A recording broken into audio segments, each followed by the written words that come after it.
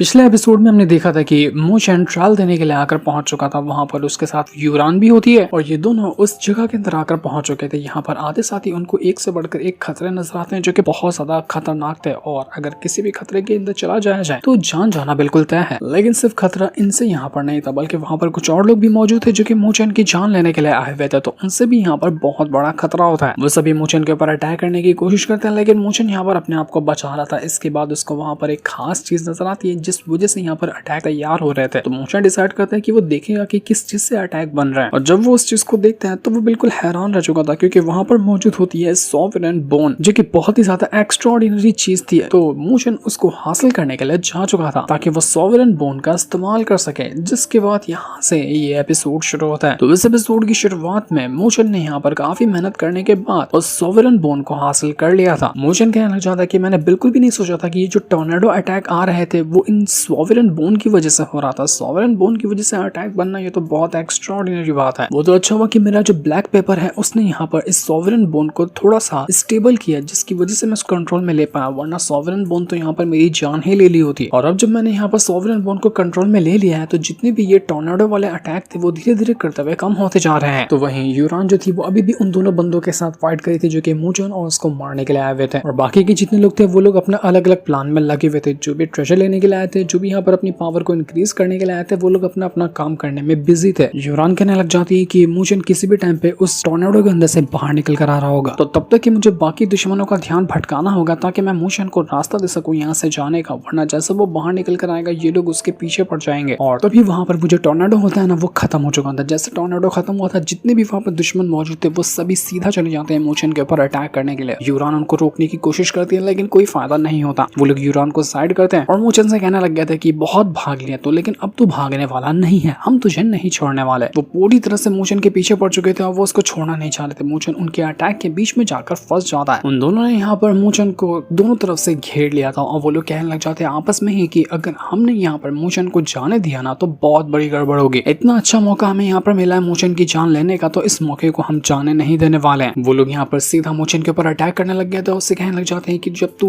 Heavenly spiritual road पे गया था ना तो तुझे पता भी है कि तूने वहां पर क्या किया था, लेकिन हमें सब कुछ पता है। यानी कि ये दोनों जो है वो अभी के मोशन के दुश्मन नहीं बल्कि बहुत पुराने दुश्मन है और उसी का बदला लेने के लिए वो यहाँ पर मोशन से लड़ने के लिए आए हुए थे। जब ये लोग यहाँ पर आपस में फाइट कर रहे थे तो बाकी लोग कहना चाहते कि बहुत अच्छा, चलो इनको फाइट करने देते हैं क्योंकि यही लोग सबसे ज्यादा स्ट्रांग है यहाँ पर, और अगर फाइट करते हुए ये लोग आपस में एक दूसरे को मार डालेंगे तो बाकी के जितने भी ट्रेजर होंगे ना वो हमारे हाथ लग जाएंगे, वो भी आसानी से। तो हम तो कोई रुकावट नहीं डालने वाले, बिंदास इनको फाइट करने के लिए छोड़ देते हैं। और जैसे यहाँ पर मोशन और बाकियों की फाइट हो रही थी वहां पर बू शेंग आकर पहुंच जाता है, वही जिसने उस बच्ची को लास्ट एपिसोड में भी बचाया था गिरने से, और वो यहाँ पर आने के बाद इनके अटैक को रोक देता है। वो लोग बू शेंग से कहने लग जाते हैं कि तू क्या यहाँ पर मोशन को बचाने के लिए आया, लेकिन तू यहाँ पर आया है ना तो तू ये कर नहीं पाएगा। तो बू शेंग कहने लग जाते हैं कि देख मेरा मोशन से कोई मतलब तो नहीं है, लेकिन मैं ये नहीं देख सकता कि सामने 2-3 बंदे हो और एक अकेले बंदे को मारे जबकि उस बंदे की कोई गलती भी ना हो। इस वजह से मैं यहाँ पर अच्छाई का साथ देने के लिए आया हूँ, जो सही है उसका साथ देने के लिए आया हूँ, गलत के खिलाफ खड़े होने के लिए आया हूँ। यूरान मोशन से कहना चाहते हैं कि मोशन जहाँ पर स्पिरिचुअल बैप्टिज्म मिलता है ना तो वहाँ चले जाओ, मैं भी वहाँ पर आ रही हूँ। मोशन भी कहते हैं कि जाओ मोशन, जब तक कि मैं इन लोगों को हैंडल करता हूँ। वो यहाँ पर उन लोगों से कहने लग जाते हैं कि जितना तुम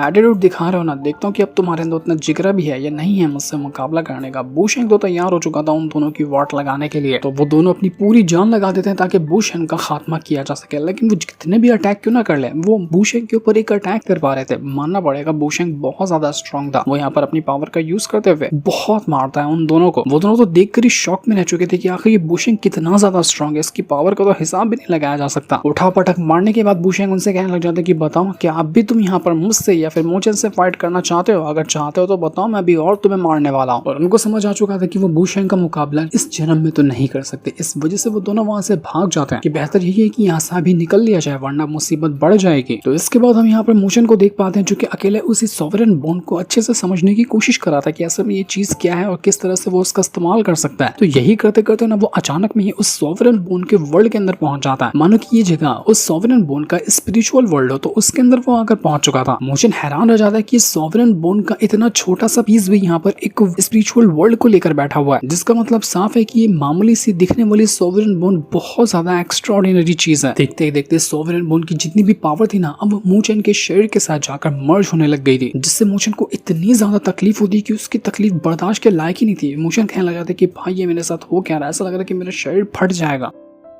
जब इमोशन के अंदर जा रही थी सॉवरेन बोन की पावर वो सीधा ट्रांसफर हो रही थी उसके ब्लैक पेपर के अंदर। इमोशन तुरंत अपनी थंडर बॉडी को समन कर लेता है और ये कहते हुए वो उसको समन किया था कि हो सकता है मेरी थंडर बॉडी यहाँ पर काम कर जाए और सॉवरेन बोन की जो पावर है ना मैं अपनी बॉडी पे हैंडल कर पाऊं, क्योंकि मेरी नॉर्मल बॉडी ये पावर हैंडल नहीं कर पा रही, मेरी बॉडी फट जाएगी। इस वजह से इमोशन ने अपनी उसी थंडर बॉडी को समन कर लिया था, लेकिन फिर भी उतना कुछ फायदा होता हुआ नजर नहीं आ रहा था। कुछ फायदा होता है, मतलब उतना का ज्यादा असर नहीं हो रहा था सॉवरेन बोन की पावर का उसके शरीर के ऊपर, लेकिन तकलीफ फिर भी इतनी ज्यादा थी कि मोचन की जान निकल जाए, इतनी तकलीफ हो रही होती है उसको। पर मोचन यहाँ पर सब चीज को बर्दाश्त करता जाता है, वो मेहनत करता जाता है, किसी भी तरह से उसको सॉवरेन बोन की पावर सारी की सारी खुद के साथ मर्ज करनी थी। वो देखना चाहता है कि सॉवरेन बोन उसको किस तरह की पावर प्रोवाइड कर सकती है, तो इसलिए तो वो यहाँ पर रुकेगा नहीं, चाहे उसको कितनी भी तकलीफ क्यों ना हो जाए। दूसरी तरफ हम जी जुआन को देखते हैं जो कि अपने मास्टर के साथ बात कर रहा था। वो कहने लग जाता है कि वो जो स्पेशल बैप्टिज्म है वो कुछ ही टाइम के अंदर शुरू होने वाला है, और जहाँ तक कि मेरा ख्याल जा रहा है कि मोचन भी वहां पर जाकर ऑलरेडी पहुंचने वाला होगा। मुझे ये भी पता चला है कि बाकी के जो जुआन पैलेस के लोग हैं और बाकी जगह के भी जो दुश्मन वगैरह है वो ड्रैगन डीमन पैलेस वालों के साथ मिल चुके हैं और वो सब मिलकर मोशन को मारने की प्लानिंग में लगे हुए हैं। तो ये प्लान जो उन लोगों ने बनाया है ना वो हमारे लिए ही फायदा कर रहा है कि अगर किसी भी तरह से वो मोशन को मार देते हैं तो हमें उतनी ज्यादा मेहनत करनी नहीं पड़ेगी, हमारे लिए ये बोनस हो जाएगा कि मोशन फ्री में मर गया। तो उसका मास्टर कहता है कि तुम जिस बोनस की बात कर रहे हो ना, मुझे लगता है कि वो बोनस हमारे ऊपर ही भारी पड़ने वाला है। तुमको सच में लगता है कि वो लोग यहाँ पर मोशन को मार देंगे? मुझे तो उसकी 1% भी उम्मीद नहीं लग रही है। अब हमने बहुत बार ट्राई कर लिया लेकिन मोशन मरता ही नहीं है, तो मुझे नहीं लगता कि इस बार वो इतनी आसानी से मर जाएगा। तो ये सोचने के बाद जी जुआन को ना मोशन के ख्याल आ रहे थे। वो यहाँ पर जी जुआन से कहना लग जाते कि क्या हुआ, तो हर बार मुझे मारने की कोशिश करता ना, हर बार प्लान बनाता है लेकिन हर बार तेरा प्लान तुझ पर ही भारी पड़ता है। आज तक तो मुझे एक खरोच नहीं दे पाया, तो तुझे क्या लगता है कि तू इतनी आसानी से मुझे मार लेगा? सपने देखना अच्छी बात है लेकिन मेरे खिलाफ ना देखा करो तो बेहतर है। मोशन यहाँ पर जी जुआन को और ज्यादा भड़काने की कोशिश कर रहा था कि तू अब किसी काम का नहीं रह गया, हर बार तेरे हाथ खाली फेलियर लगती है, फेलियर के अलावा तुझे कुछ भी नहीं मिलता, जैसा कि तुझे उस स्पेशल रोड पे भी फेलियर ही का सामना करना पड़ा था। तो ये सुनने के बाद वहां पर जी जुआन जो था कहने लग जाते कि मैं इतना भी कमजोर नहीं कि तुझ जैसे बंदे से हार जा, तुझे हराना मेरे बाएं हाथ का खेल और देखना मैं तुझे हरा कर ही रहूंगा। वो भी यहाँ पर उस अपने ख्याली मोचन से फाइट कर रहा था बातों वाली, और उसका ख्याली मोचन भी उसके साथ बातों वाली ही फाइट कर रहा था। जी जुआन कहने लग जाता है कि बहुत हो गया मोचन, जितना भी तूने मस्ती मजाक कर लिया है ना, अब सब खत्म करने का टाइम आ चुका है। इस बार जब मैं हमला करने आऊंगा तो तुझे जिंदा नहीं छोड़ूंगा, तू मरेगा मेरे हाथों। तेरे लिए सबसे ज्यादा इंपॉर्टेंस तेरे दोस्त, तेरी फैमिली, तेरे सब कुछ है ना, जिनके बगैर तू यहाँ पर जिंदा नहीं रह सकता। तो सबसे बड़ी तेरी जो कमजोरी है वो भी वही लोग हैं, और जो तुझे हराने के बाद जिस चीज को मैं हासिल करने के सपने देख रहा हूँ ना, वो इन सब चीज से आगे होगा। फैमिली, दोस्ती, प्यार, सब चीज से आगे होगा। इमोशंस जो होते हैं वो इंसान को सिर्फ और सिर्फ कमजोर बनाते हैं। तो उसका ख्याली मोचन उससे कहने लग जाता है कि जी जुआन तुझे डर लग रहा है ना, तुझे डर लग रहा है इस बात का कि तू हार जाएगा। अगर तेरे अंदर कॉन्फिडेंस होता तो तू इस तरह की बातें करता ही नहीं। तुझे पता है कि तू हारेगा और हारने के बाद तेरे पास कुछ भी नहीं रहेगा, कहीं मुंह दिखाने लायक नहीं बचेगा। तो ऐसा इंसान जिसके पास ना कोई फैमिली है, ना कोई दोस्ती है, ना कुछ प्यार है, ना कुछ भी नहीं है तेरे पास, खाली पावर लेगा तो करेगा क्या? मतलब क्या हुआ तेरा जिंदा रहने का? मुझे तो लगता है कि तुझे मुझसे जलन होती है, जो मेरे पास सब कुछ है उसको देख। तो ये सुनकर जी जुआन को गुस्सा आ जाता है। वो कहने लग जाता है कि तू बस टाइम का इंतजार करना, देख मैं कैसे तुझे यहाँ पर सबक सिखा कर रहूंगा। और उस टाइम तो याद करेगा कि ये फैमिली और ये सब का होना कितना बड़ा नुकसानदा होता है एक कल्टीवेटर के लिए जब वो अपने सफर में आगे बढ़ने की कोशिश करता है। तो बस इंतजार कर, तुझे मैं इतना बुरी तरीके से हराने वाला हूँ ना, जिसके बारे में तूने कभी सोचा भी नहीं होगा। जी जुआन अपने ख्यालों में डूबा खुद से ही वहां पर फाइट करता जा रहा था, जिस वजह से उसका दिमाग खराब हो जाता है। और इस चीज को देखने के बाद उसका मास्टर कहना चाहता है कि जी जुआन क्या हुआ तुम्हें, तुम बिल्कुल शांत खड़े हो गए, एकदम से कुछ कह ही नहीं रहे हो, सब ठीक तो है ना तुम्हारे साथ? क्या तुम मोचन के बारे में ही सोच रहे हो कि तुम उसको हरा पाओगे या नहीं हरा पाओगे? तो जी जुआन कहता है कि नहीं, मैं उसके बारे में हर टाइम सोचूं इतनी उसकी औकात नहीं है। लेकिन उसका मास्टर कहता है कि मैं देख पा रहा हूँ कि तुम किसके बारे में सोच रहे हो। देखो जी जुआन, तुम बहुत ज्यादा एक्सट्रीमली टैलेंटेड हो, तो मैं क्या चाहता हूँ कि तुम अपने दिमाग को ना स्टेबल रखो। तुम किसी भी छोटी मोटी चीजों से अपने दिमाग को डाइवर्ट मत करो। जब तक तुम्हारा दिमाग स्टेबल नहीं रहेगा ना, तब तक तुम अपना प्लान एग्जीक्यूट नहीं कर पाओगे। तुम्हारा मकसद सिर्फ एक होना चाहिए कि तुम किस तरह से मोशन को अपने रास्ते से हटाते हो, पहले वो काम करो, उसके बाद किसी और चीज पे ध्यान दे लेना। तो मोशन को मारने के लिए सिर्फ तुम ही सहारा हो जिसको तुम्हें ये काम करना है। जिस पर जी जुआन कहता है कि ठीक है मास्टर, मैं समझ गया, जैसा आप कह रहे हैं वैसा ही होगा, मैं आपको निराश नहीं करने वाला। उधर हम मोशन को देख पाते हैं जो कि अभी भी यहाँ पर सॉवरेन बोन की जो पावर थी वो उसको अपने बॉडी के साथ मर्ज करता जा रहा था। मोशन यहाँ पर कहने लग जाता है कि मैंने बिल्कुल भी नहीं सोचा था कि अगर मैं अपनी थंडर बॉडी का यूज कर लूं तो इसके बाद सॉवरेन बोन की जो पावर मेरे शरीर के अंदर जा रही थी, उस पावर ने मेरा थंडर बॉडी का 2 लेयर एडवांस कर दिया। मतलब कि मेरी जो थंडर बॉडी है पहले से दुगना से भी ज्यादा स्ट्रांग हो चुकी है, और ये काम सिर्फ सॉवरेन बोन की वजह से ही पॉसिबल हो पाया, जो कि बहुत कमाल की बात है। तो अब ये होने के बाद मोचन अपने ब्लैक पेपर को देखने के लिए चला जाता है कि ब्लैक पेपर ने भी तो काफी सारी सोविनियन बोन की पावर को कलेक्ट किया ना, तो इससे उसके अंदर क्या असर निकल कर आया। तो मोचन अपने स्पेशल वर्ल्ड के अंदर आ चुका था और यहाँ पर वो अपने ब्लैक पेपर को देखने लग जाता है, जिसके अंदर जो लिखावटें थी वो काफी ज्यादा डिटेल हो चुकी थी। और जब उन लिखावटों को मोचन यहाँ पर पढ़ने की कोशिश करता है ना, तो उसको उसके अंदर एक खास तरह की बॉडी के बारे में पता चलता है, जिसको ग्रेट सोलार बॉडी कहा जाता है। इसे हम सिंपल वर्ड में सेलेस्टियल सोवरेन बॉडी भी कह सकते हैं। लेकिन ये जो ब्लैक पेपर है ना, वो एक छोटा सा पार्ट है उस सोवरेन बॉडी का। मतलब इसी ब्लैक पेपर की तरह कुछ और भी ब्लैक पेपर होंगे जिनके अंदर पूरी फुल डिटेल लिखी होगी सोवरेन बॉडी के बारे में, और ये ब्लैक पेपर दुनिया के बाकी किसी और कोने में भी हो सकते हैं। अगर कोई इंसान सारे के सारे ब्लैक पेपर को कलेक्ट कर ले और उसके अंदर की जो लिखावटें हैं उसको समझने के बाद सोवरेन बॉडी को कल्टीवेट कर लेना, तो वो एक अनडाइंग बॉडी होती है। मतलब ऐसी बॉडी जिसको जिंदगी में कभी किसी भी चीज से मारा ही नहीं जा सका। मोचन ने उसको कल्टीवेट कर लिया तो वो मरेगा ही नहीं कभी। ऐसी अनडाइंग बॉडी उसके पास आ जाएगी अगर उसने यहाँ पर सोवरेन बॉडी को कल्टीवेट कर लिया तो। लेकिन ये तो इसके पास जो ब्लैक पेपर है वो एक फ्रेगमेंट है, पूरा तो कहाँ पर मौजूद है वो तो मोचन जानता भी नहीं है। मोचन को पता चलता है कि जिस तरह का ब्लैक पेपर उसके पास है ना, उस तरह का 3 और होगा दुनिया के अलग अलग कोने के अंदर। मतलब सोवरेन बॉडी को टोटल 4 ब्लैक पेपर के अंदर लिख कर दुनिया के 4 अलग अलग हिस्सों में डाला गया था। तो उसमें से एक मोचन के पास है और बाकी के 3 कहीं और मौजूद होंगे। मोचन कहना चाहता है कि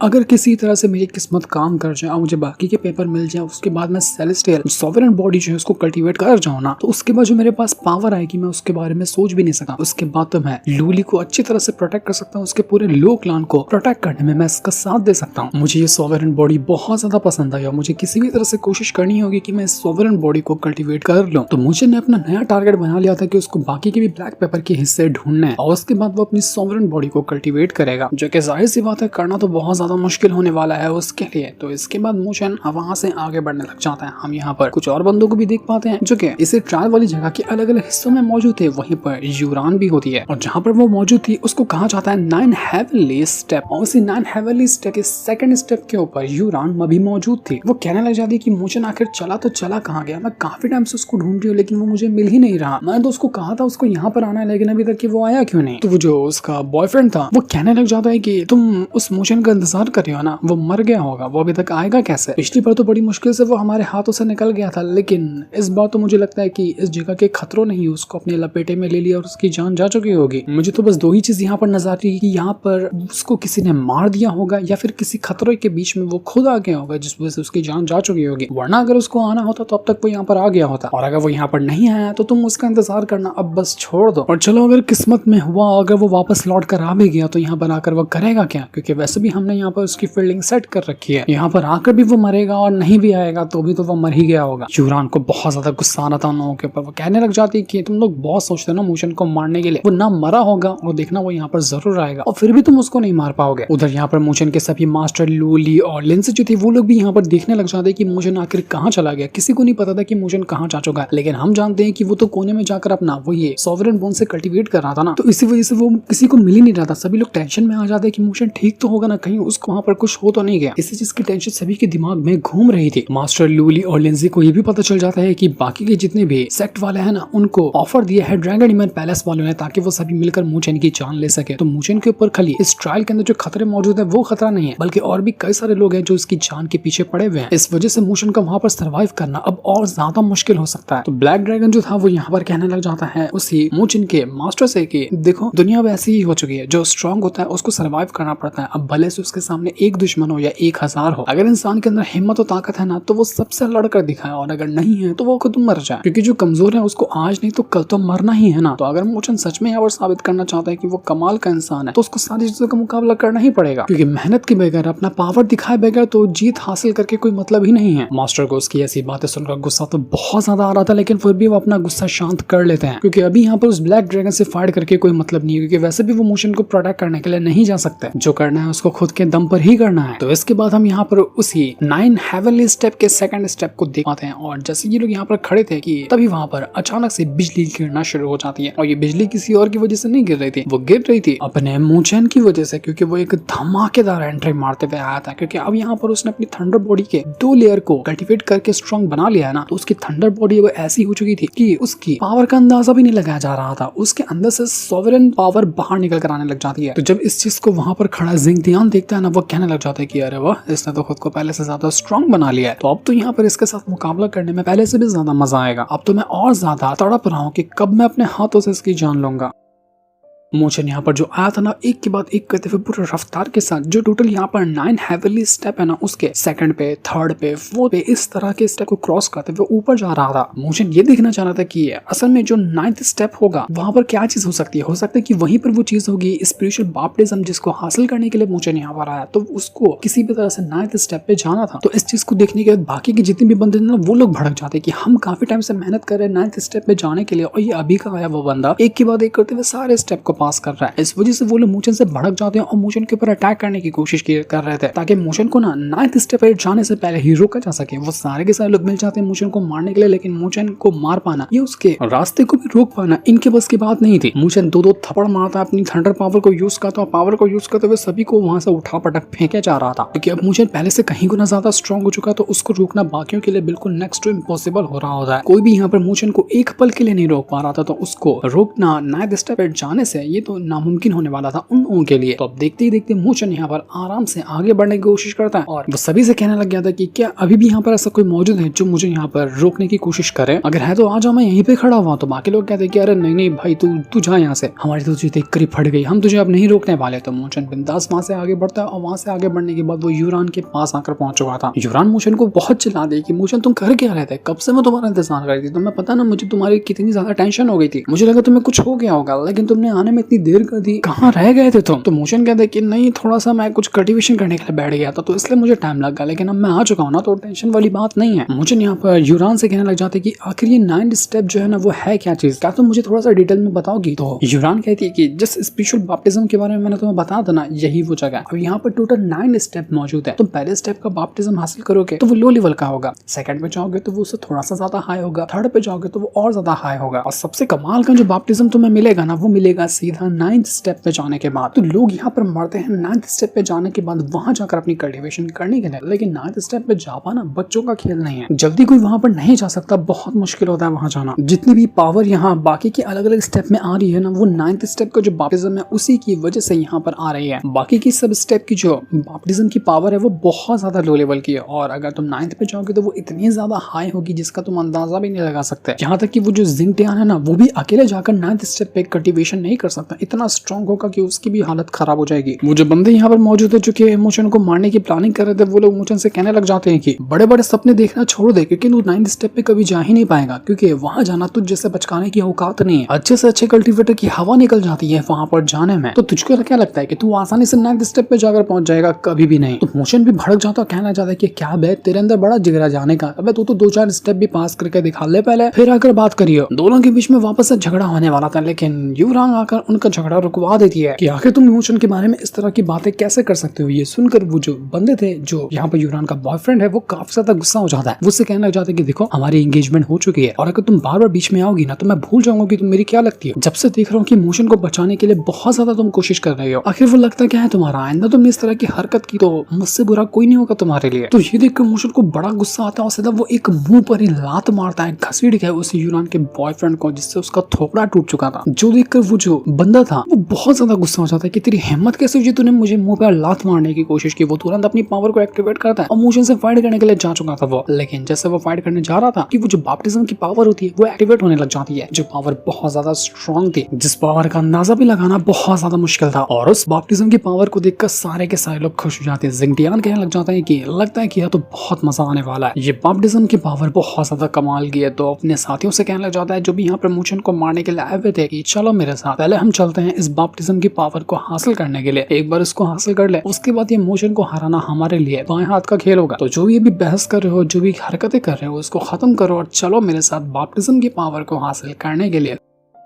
तो इस वजह से वो जो उसके साथी वगैरह थे वो लोग तैयार हो जाते हैं उस जिंगटियान के साथ जाने के लिए, ताकि बैप्टिज्म की पावर को हासिल किया जा सके। लेकिन ये करना इतना आसान नहीं होने वाला था किसी के लिए भी। मोशन वहां पर तैयार है बैप्टिज्म को कल्टीवेट करने को, और वो किसी और लेवल की बैप्टिज्म को हासिल नहीं करेगा। वो सीधा जाएगा 9th स्टेप के अंदर, वहां जाने के बाद वहां की बैप्टिज्म के जरिए वो कंट्रोल करने वाला है। तो ये करने में मोशन क्या पॉसिबली कामयाब हो पाएगा? क्या मोशन टॉप फ्लोर पे जाने के बाद वहां कल्टीवेशन करते हुए अपने आप को स्ट्रॉन्ग बना पाएगा? ये तो अभी हमें नहीं दिखाया जाता, वो चीज हमें पता चलेगी नेक्स्ट एपिसोड के अंदर, जो कि बहुत ज्यादा कमाल का होने वाला है। जिस सीन को दिखाते साथ ही ये वाला एपिसोड यहीं पर एंड हो जाता है। Thanks for watching.